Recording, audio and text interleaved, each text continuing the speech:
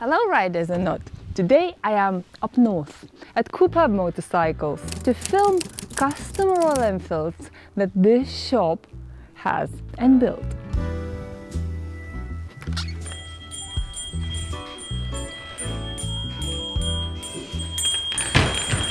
And here we have Ian and his son Jack, who runs the place. And we would like to start an interview from the bike that you have. Yeah. I have so many questions. Yeah.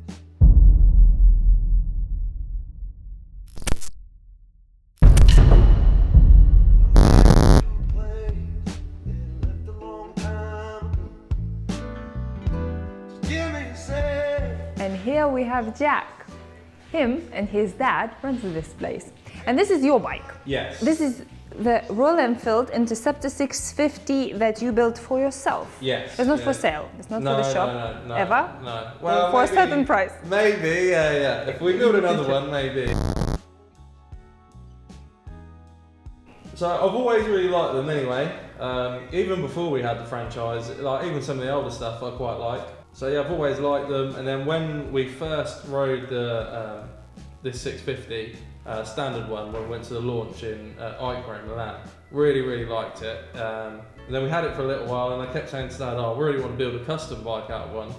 And then just one thing and another, we didn't build one for a little while. And then this was actually one of our demos, and then unfortunately, well, unlucky for someone, but lucky for me, someone fell off it and damaged a few bits and pieces on it. So, and we sort of had it was sat there in the corner of the shed for ages because we got a new demo bike and it was just sort of a bit forgotten about. And I said, well, can I use that and we'll build a bike out of that? So that's sort of how this bike became really. It was a demo bike and then it got crashed and then left in the back of the shed. And then we sort of dug it back out and then, yeah, that's how this started really. Did you build it for a showroom or build it for riding as well? A bit of both really.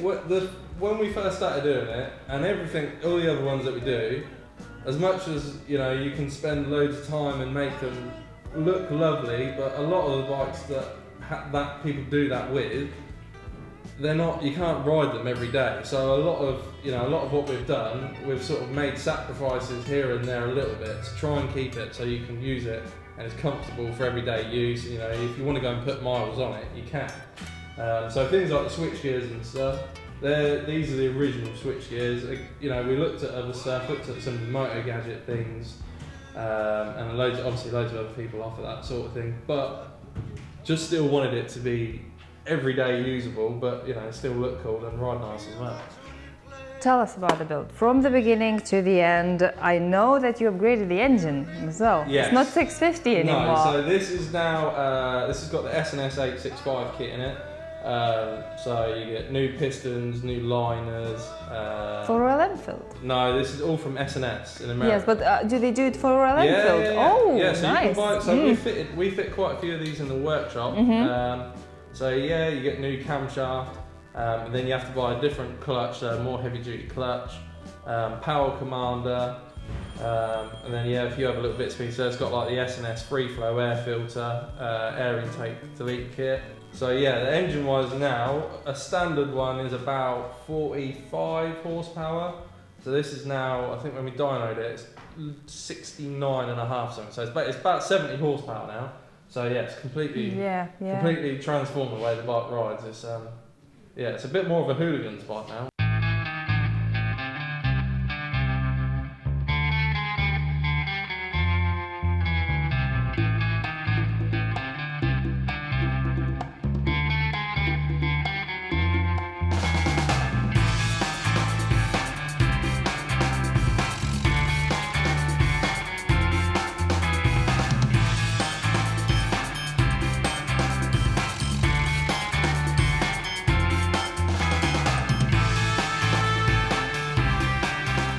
And now, for you guys, especially for you, I made Jack to take two bikes outside and to compare the stock Royal Enfield Interceptor 650 and your build. Yes. And tell us all around, like visually, what you have changed and how it improves performance and all things. Yeah. So obviously we spoke about the engine inside. So that's running the 865 S&S Big Bore kit. And then starting at the front, we've got these nice billet alloy yokes done by Danny at Fast Tech. I think you've done a video on his bike as well the other day. And I have yokes made by Danny. Oh yeah, no, he's a great guy. So it's got those. So starting off there, it's then got the YSS adjustable fork internals, and then the big wide tracker bars.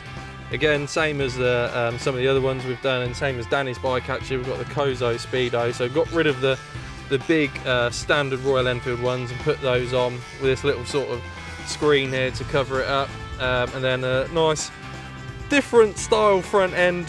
So we've got rid of the standard headlight and all the gummings behind that, and got rid of that. Done this sort of tracker style number board with the headlight inside it.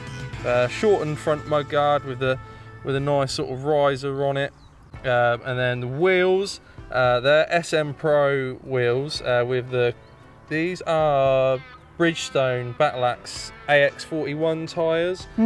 So the wheels are a lot wider, so the front is I think 4.5 inch and the same on the rear, so they're a lot wider than the standard rims. Obviously bigger tyres.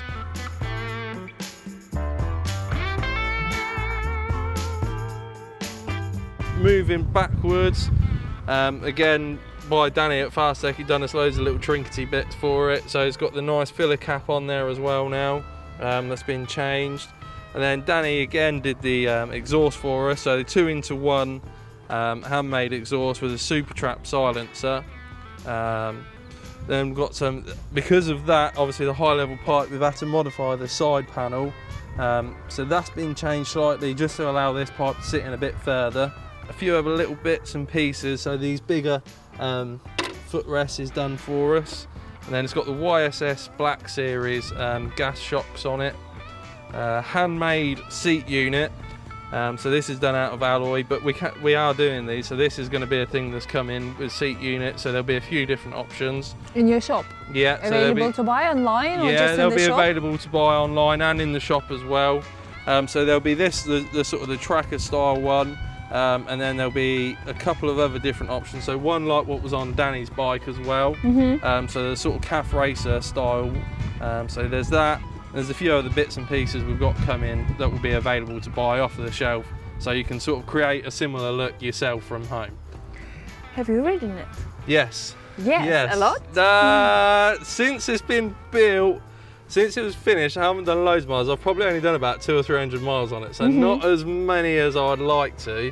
It sort of got finished towards the end of last year, and then with COVID and lockdown and then the bad weather, I haven't had that much chance to get out on it. Certainly not as much as I'd like to anyway. But now the weather's starting to pick up, yeah, we'll definitely be out and about on it more. So on the road? You have some twisty, nice roads out there to test ride it. We're very lucky. We've got some lovely roads. How it is compare this with this? Like visually, I can see huge, significant difference. But I mean, it's still got the same. It still keeps the same sort of basic sort of charm and character of that. But obviously, it's got a lot more. This is more of a hooligan version of that. So it's got a lot more power. So I mean, to be fair, this is probably one of the only Royal Enfields that I've ever ridden that wants to wheelie everywhere it goes. Really? So yeah, it's like that, but I'd describe it as like a standard Interceptor, but maybe on steroids or something like that. The way you sit on it and the way it rides, it's a bike that encourages you to probably ride a little bit more silly than you should. Really good fun to ride. And the weight-wise, is it heavier? It looks lighter. Yeah, so do you know what? I haven't measured it exactly compared to the standard one, but it's a lot lighter. So, you know, the 2-in-1 system saves a lot of weight because the standard pipes on a standard bike are very heavy. The wheels are a lot lighter, and then a few other bits and pieces that we've took off have obviously made it lighter. So overall, yeah, it's got a good weight saving on a standard bike, and then with the extra power as well, you can definitely feel it when you're out on the road. Is it okay to ask about the price? If I want this to become that, how much roughly depends it will cost what me? you want to do. If you know, if you want if you want the engine and everything, so if you wanted to take your bike and turn it from that into something like this. Because if I would have this, I would want this to become that. So you'd probably be looking, so on top of the bike, okay, you'd probably be looking between sort of 10 and 12 grand. But that's with the engine done, the wheels and the yokes and things like that as well. So although it is a big price, you know, you're going to have a bike that's completely one-off, and you know, it's going to be different. And that's why I think a lot of people are starting to do more things with the Royal Enfields, and they are, I mean, they're now become really popular for people to build customs and things out of, because the sort of the base price of the bike is cheap compared to, you know, like a Triumph Bonneville or something like that. You know, you've got a lot more money to play with to be able to get something completely different. What's the plan? Are you planning to change something? If you would build it again, would you change something straight away? If I was to build it again, would I change anything? There's a few little things, I think there's a few little bits that I want to change. So the front brake mass cylinder, I'm going to change that. I want to get a Brembo front brake mass cylinder, just purely because I think they look nice. Probably a bit silly, but yeah, I really like them. But other than that, not really, to be honest. I think if we do another one, I'll do something maybe with a lower pipe, like a, you know, like a traditional flat track pipe up the side.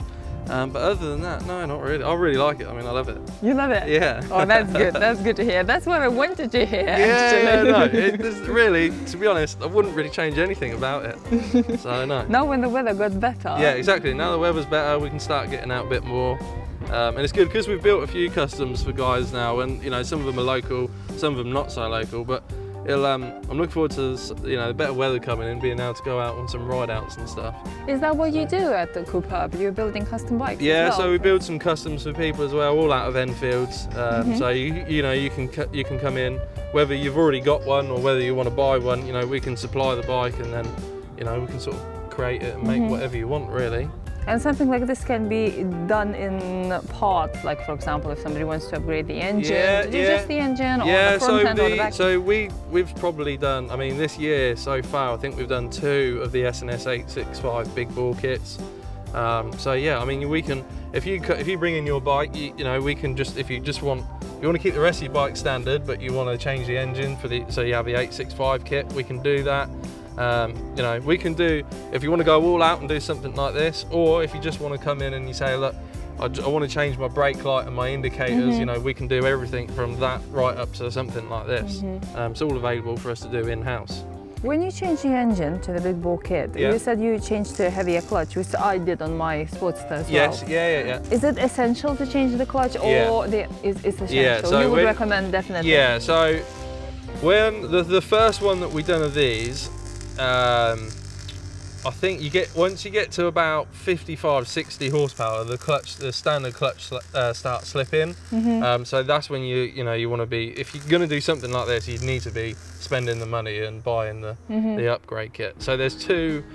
Recluse do a full clutch kit, which again we keep, and we sell quite a few of those when we do these. And also EBC have now just brought out a kit which is quite a bit cheaper than the Recluse clutch system, and again, you know, we've fitted 2 of those now actually, and they've been really good as well. So depends what you want, but yeah, really, if you're going to do the Big Bore kit, that is part of it. You do need that.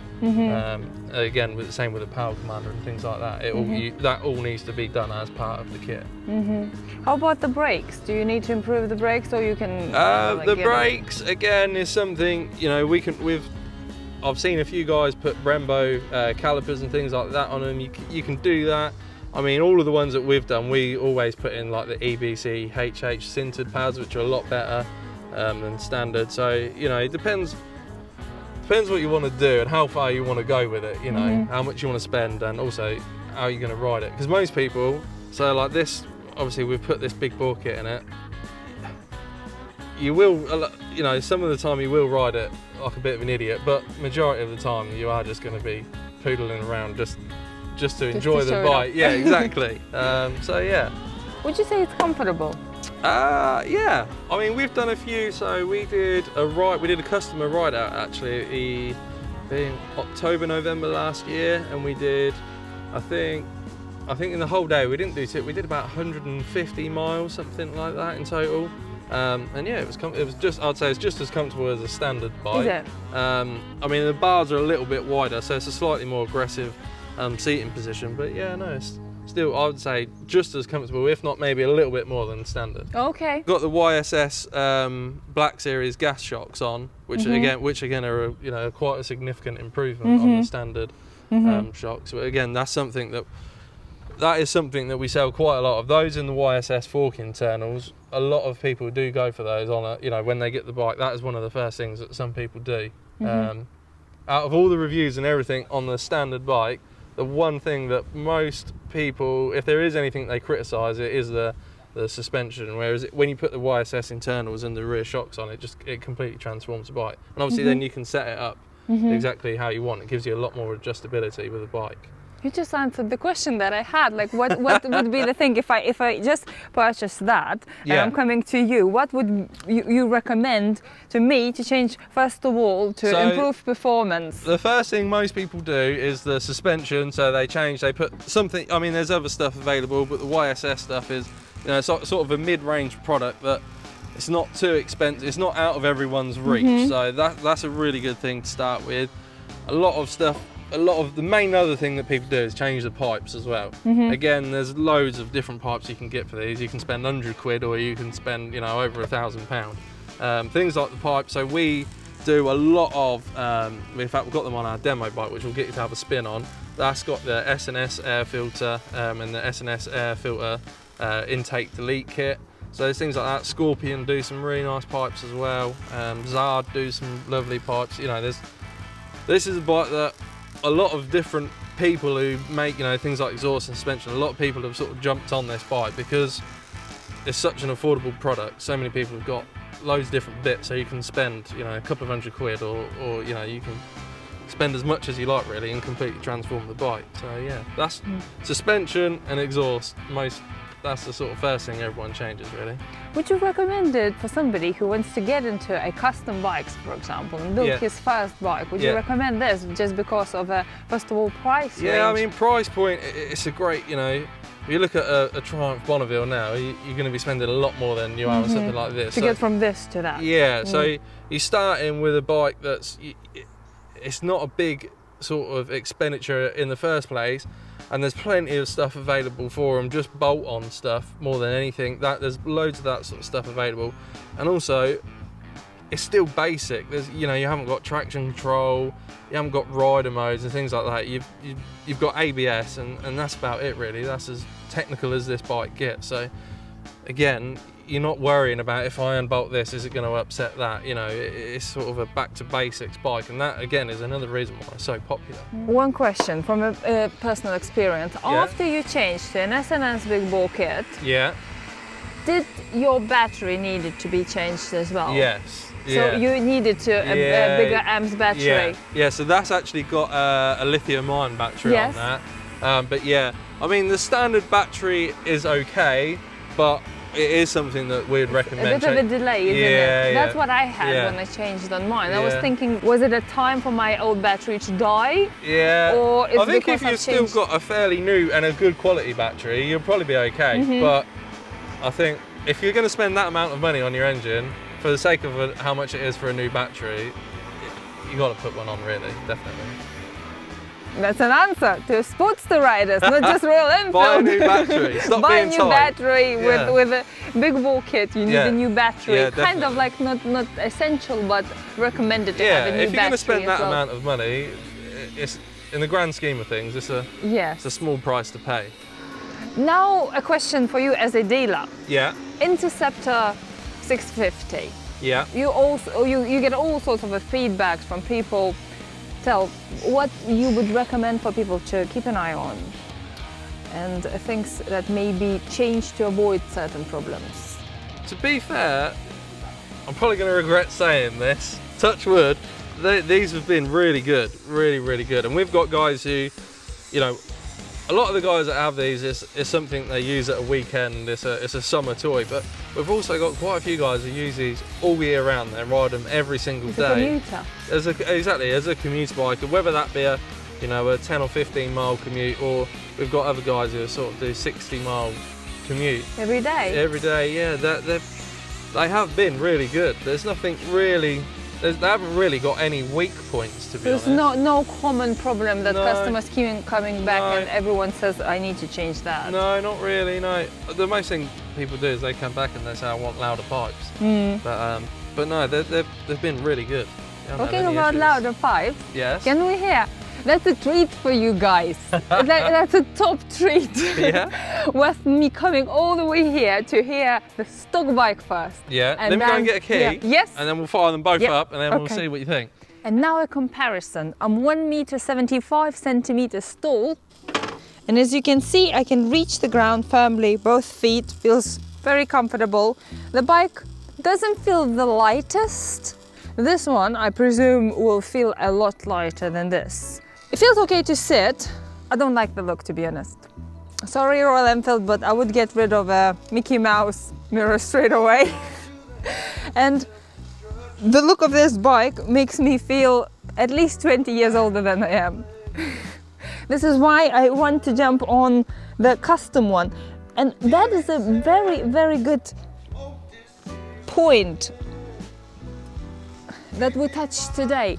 This is a perfect bike to start with if you're customizing, because when I got my first bike, my Harley Davidson Sportster, I got it for a reason that is customizable. I never ever wanted to keep it stock. I never ever looked at it as it is and thought, oh, that's a bike I want. When I looked at it, I was thinking, that's a bike I can make into something. And this is a bike which is a very good canvas to start with. Just look at the difference that you can make, you can create. This is incredible. I think this is incredible. Oh, that's a lot lighter even to lift. Probably because of the balance of the exhaust. It's a lot lower balance point on this one because of the heavier exhaust down. So this one lifting up, no struggle at all, feels a lot lighter. Oh, sitting position so good. Yeah, you do feel as a hooligan, feels badass. I like it, I love it. Really, really like it. Really good. Pick up my guitar. This one first. It'll have to be that one because that one hasn't got a battery, I've just realised. Oh, okay. Is that right? Okay, yeah. Let me fire it. Oh, it doesn't matter. Shall I bring this one over here? Or No, it doesn't matter. is this just for sound? Yeah, just for sound. Right, so that's the standard That's one. the standard one. It's not bad, isn't it? No, to you be have to fair, agree even for for standard stock. pipes, it Yeah. still sounds quite nice. Yeah, it sounds quite alright. So that's that Yeah, one. yeah. It's not the quietest, isn't it? No. It's still quite loud, to be fair, even for. And it's even not for bad. Like the tune is not bad. No, even for the standard pipes, it's still. That's way Then better. it's obviously quite a bit louder. Woo! That sounds like a bad boy. Yeah. So yeah, it's obviously quite a bit louder, but. Yeah. Do you want to have like a little spin around? Yeah. Yeah, is that okay? Yeah. Do you want me to hold that other key? No, that's what. Do you want me to take that off? No. Are you sure? Keep it on, yeah.